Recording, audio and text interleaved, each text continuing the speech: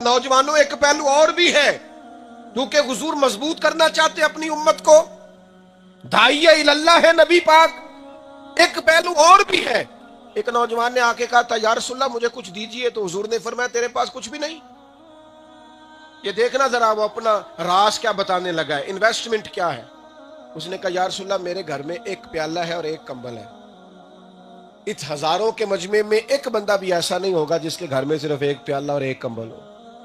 या रसूल अल्लाह, एक कंबल एक प्याला। नौजवानों सुनो, नौजवानों सुनो, नौजवानों सुनो, खुदारा मेहनत की आदत डालो।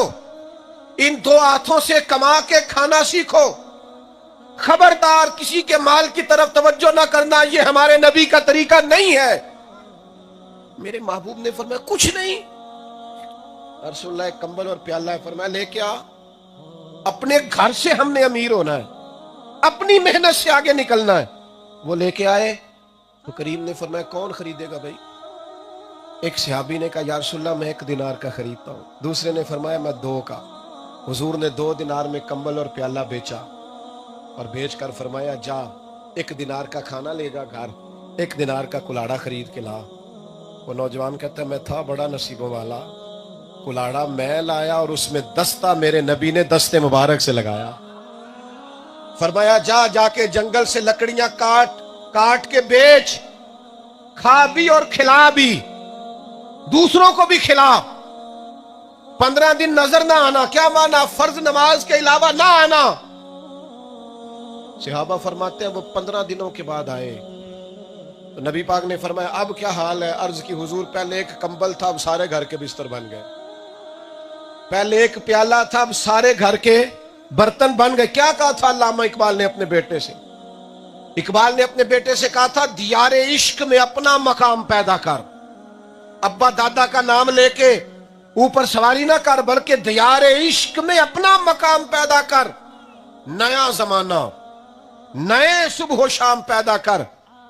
और पुत्र मेरा तरीक अमीरी नहीं फकीरी है, खुद ही ना बेच गरीबी में नाम पैदा कर। कभी भी कभी भी हुजूर दाइया इल्लल्लाह मजबूत करते हैं नबी पाक सल्लल्लाहु अलैहि वसल्लम ने। आपको पता है सखियों में सबसे ज्यादा नाम जरबुल मिसल के तौर पर आम दुनियादारों में नाम आतम ताई का लिया जाता है कि ये तो आतम ताई बना हुआ है। मेहरबानी करें जी, छोड़े मोबाइल में, बात पर तवज्जो करें। अब तो मेरा मजमून मुकम्मल हो गया, बस बात समेट दूंगा जल्दी। आतम ताई का बड़ा नाम है। तो किसी ने आतम ताई से पूछा था कि तुमने अपने से सखी बंदा भी देखा है? उसने कहा देखा है। कौन था? कहने लगा एक दफा मैंने सारे शहर की दावत पकाई थी, तो मैं चेहरे पे नकाब डाल के ना निकला गलियों में पता करूं को रह तो नहीं गया। कहते हैं अमीर, वजीर, मुशीर, उलमा, नुकबा, अदीब, शायर, खतीब सब आए थे। तो मैंने कहा पता करूं को रह तो नहीं गया। तो कहते हैं मैं चेहरे पे कपड़ा डाल के घोड़े पे बैठ के जंगल में गया तो एक बाबा लकड़ियां काट रहा। ओ भाईजान बैठ जाए सारे, बैठ जाओ बेटा। एक उठता है तो सारे उठते, बस बात मुकम्मल हो लेने दे फिर इकट्ठी उठिएगा। सुने, कहते मैं जब गया ना जंगल में पता करने, इधर उधर देखूं को रह तो नहीं गया, तो एक बाबा लकड़ियां काट रहा था। कहते मैंने उसे जाके कहा आपको नहीं पता आतम ताई ने दावत पकाई है? तो बाबा कहने लगा पता है। मैंने कहा जाना नहीं। कहने लगा चला तो जाऊं, पर मुझे ना अपने हाथों की कमाई का चस्का लग गया। किसी के दस्तरखान पर ज्यादा मजा। कहते हैं मेरा तो दिल उस बाबे की तरफ मायल हो। इसको शेख सादी ने लिखा है। हातम ताई कहते हैं कि मैं वापस आने लगा तो बाबा जी ने फिर आवाज दी। कहने लगा पुत्र एक बात सुनना, दावत पे जा रहे हो? मैंने कहा हाँ। कहने लगा ये 3 दिनार मेरे भी ले जाओ, वहां जो लंगर पका रहा हो ना उसे मेरे भी 3 दिनार दे देना। हातम ताई को तो जरूरत नहीं, पर चलो बड़े बड़े नेक लोगों ने आना है, को 2 रोटियां मेरी भी खा जाएगा। हातम ताई कहते हैं मैं नीचे गिरा जमीन से और मैंने बाबे का हाथ चूम के कहा मैं तो मालदार हो के सखी हूं, तू गरीब हो के बड़ा सखी है, मेरे अजीज खुददारी। और फिर ये जो लोग बीमारियों से बड़ा डरते हैं ना कि पता नहीं डॉक्टर ने कह दिया शुगर हो गई है, ब्लड प्रेशर हो गया, पता नहीं क्या बनेगा, अगर उनका भी अकीदे पक्के हो जाए ना तो यकीन करें जिंदगी खुशगवार हो जाए। जिंदगी मौत तो अल्लाह के दस्ते कुदरत में। फिर ये जो लोग जालिमों से डरते हैं और जालिमों का हाथ नहीं रोकते, ये भी ताकतवर हो जाए। इन्हें अगर पता चल जाए कि सब कुछ तो अल्लाह के दस्ते कुदरत में, यकीन कामिल हो जाए। پھر قسم قسم کا وہم، کسی قسم کی اوہام پرستی، کسی قسم کے جھگڑے میں ہم پڑیں گے۔ مولا علی شیر خدا بیمار تھے، بس بات ختم کرنے لگا ہوں۔ حضرت علی بیمار تھے تو کچھ لوگ تیمارداری کرنے گئے تو ایک صحابی رونے لگے۔ صحابہ کا پیار بڑا تھا نا آپس میں۔ آپ نے فرمایا روتے کیوں ہو؟ کہنے لگے آپ اتنے بیمار ہیں اور کمزور ہیں، کہیں اللہ کے حضور حاضر نہ ہو جائے۔ تو مولا علی فرمانے لگے مجھے کچھ بھی نہیں ہوگا۔ انہوں نے کہا جی آپ کو یقین کیسے ہے؟ فرمایا میرے نبی نے فرمایا، ساڈے نبی دی زبان ساڈے واسطے قرآن۔ کہا کیا مطلب؟ فرمایا ایک دفعہ میں بیمار ہو گیا تھا، حضور تیمارداری کرنے آئے تھے تو میں نے عرض کی یا رسول اللہ کہیں ایسا نہ ہو اس بیماری میں رخصت ہو جاؤں، دعا کر دیں۔ تو محبوب نے فرمایا علی آپ اس وقت دنیا سے جائیں گے جب آپ کی داڑھی خون سے رنگین ہوگی۔ فرمایا اس کا مطلب میں بیماری سے نہیں جاؤں گا، میرے اوپر تو حملہ ہوگا، مجھے شہید کیا جائے گا۔ وہ زبان جس کو سب کن کی کنجی کہیں، اس کی نافذ حکومت پہ لاکھوں سا۔ تو میں نے اپنی پوری گفتگو میں صرف ایک بات آپ کی خدمت میں رکھی ہے، یار طاقتور ہو جاؤ، کمزور زندگی نہ گزارو، ڈری ڈری باتیں نہ کرو، سہمے سہمے وقت نہ گزارو، اور قبر میں جاتے بھی نہ ڈرو، بس اعمال صحیح کرو۔ یہ کرونا آیا تھا نا تو مجھے ایک ہیلتھ ڈپارٹمنٹ میں جانے کا موقع ملا تو میں نے ان سے کہا کہ ڈرتے کیوں ہیں؟ وہ مومن کی قبر تو باغ ہے، باغ، ادھر دیکھنا، قبر نہیں باغ ہے، باغ میں جاتے ڈر لگتا ہے؟ اعمال ٹھیک رکھو، مومن کی قبر باغ ہے، اور باغ بھی معمولی نہیں، جنت کے باغوں میں سے باغ۔ وہ ایک بادشاہ تھا تو اسے وہم ہو گیا تھا، اس کا خیال تھا کہ میں جب صبح جاؤں نا شکار کرنے تو کوئی بندہ میرے متھے نہیں لگنا چاہیے ورنہ میرا شکار ٹھیک نہیں ہوتا۔ سیانے بیانے بندے، ایک گھر میں لڑائی ہوئی، بات طلاق تک آ گئی، تو مولانا ہمارے دوست ہیں وہ بتانے لگے کہ میں نے ان سے پوچھا لڑائی کی وجہ کیا ہے؟ تو کہنے لگے لڑائی کی وجہ سب سے بڑی یہ ہے کہ خاوند کہتا ہے جب میں آواز باہر جاؤں نا پیچھے سے آواز نہ دیا کر، میرا کام نہیں پھر ہوتا۔ دیکھو کیا ہمارا ذہن بن گیا ہے اور کہاں لا کے کھڑا کر دیا ہے لوگوں نے۔ تو پیچھے سے آواز دیتی ہے لہذا لڑائی ہوتی۔ وہ بھائی اتنا وہم، وہ بادشاہ تھا تو اس کا خیال تھا کہ میں رستے میں کوئی بندہ اگر مجھے مل جائے تو میرا کام نہیں ہوتا، لہذا میں جب شکار پہ جاؤں تو رستے سارے خالی ہونے چاہیے۔ سارے رستے خالی کرا دیے جاتے تھے۔ تو ایک دن بادشاہ سلامت شکار پہ جا رہے تھے تو سامنے سے نہ بیچارہ ایک شخص آ رہا تھا لکڑیاں کاٹ کے، اسے پتہ نہیں چلا، وہ اچانک روڈ پہ چڑھ گیا۔ بادشاہ کے لشکر نے دیکھ لیا، بادشاہ کو بڑا غصہ آیا، تمہیں پتہ نہیں کوئی بندہ مل جائے تو میں کسی کے متھے لگ جاؤں تو شکار نہیں ہوتا۔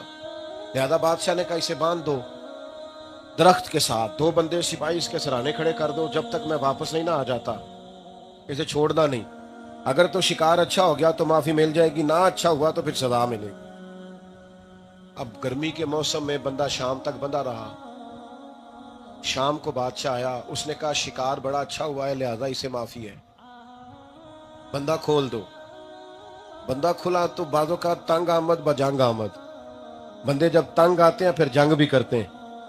اب اسے بڑا غصہ تھا، اس نے کہا مر تو جانا ہی ہے پر یہ بادشاہ کی تربیت کر کے مرنا ہے۔ وہ کہنے لگا بادشاہ تیرا خیال ہے تیرے کو متھے لگ جائے تیرا کام نہیں ہوتا؟ کہنے لگا سویرے میں تیرے متھے لگا تھا، تیرا دن تو بڑا اچھا گزرا ہے، پر تو میرے متھے لگا تھا، میرا دن بڑا برا گزرا ہے۔ اب بتا منحوس تو ہے کہ میں ہوں؟ نحوست کدھر ہے، ادھر ہے کہ ادھر ہے؟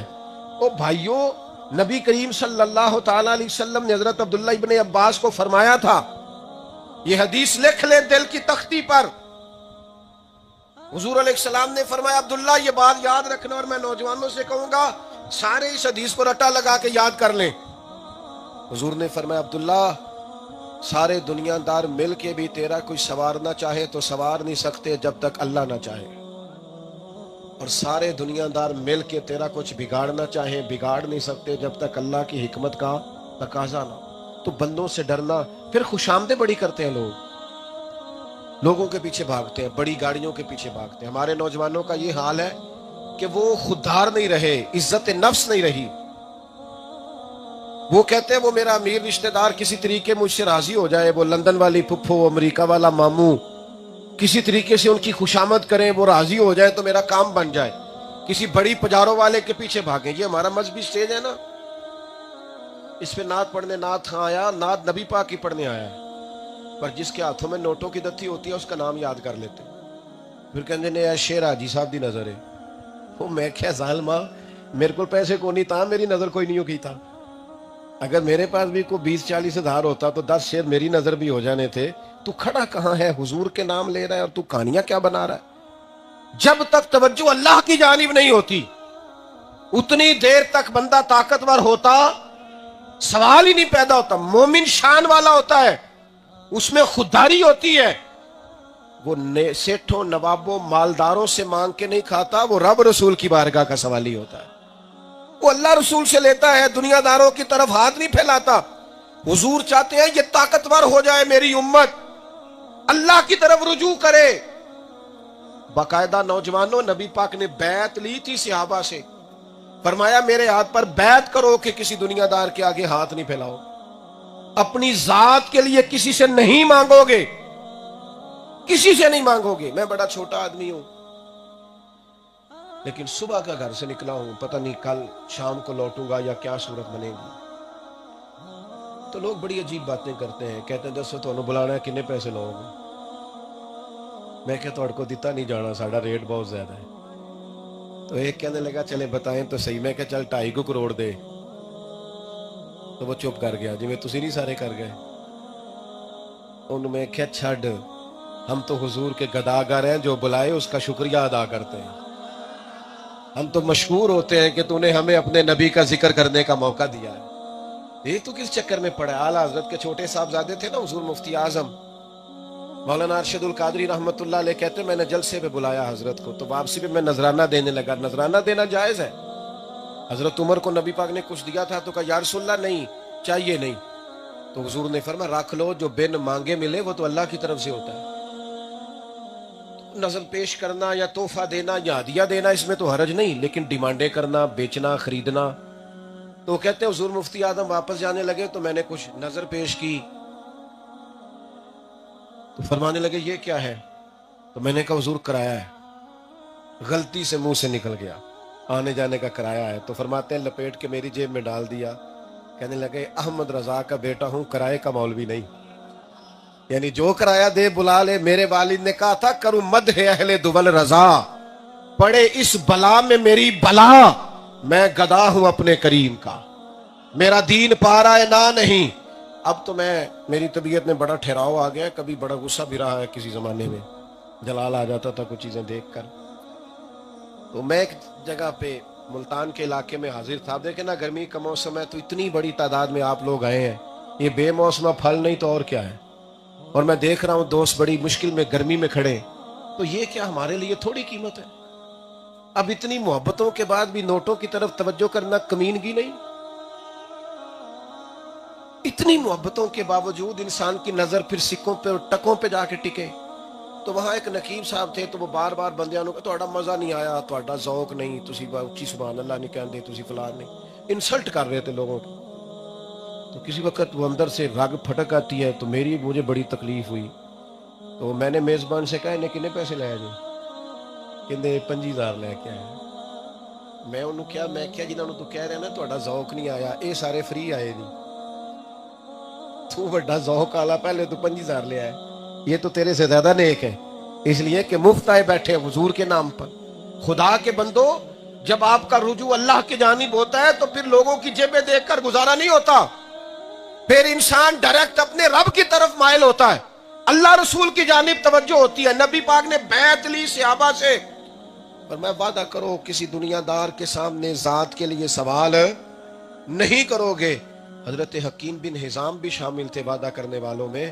پھر اتنا پکا انہوں نے وعدہ کیا, اتنا پکا وعدہ کیا, گھوڑے پہ بیٹھے تھے, درہ زمین پہ گر گیا, قریب غلام کھڑا تھا, اس سے نہیں کہا, سوال نہیں کیا, بلکہ نیچے اترے, خود درہ اٹھایا, خود چڑھے.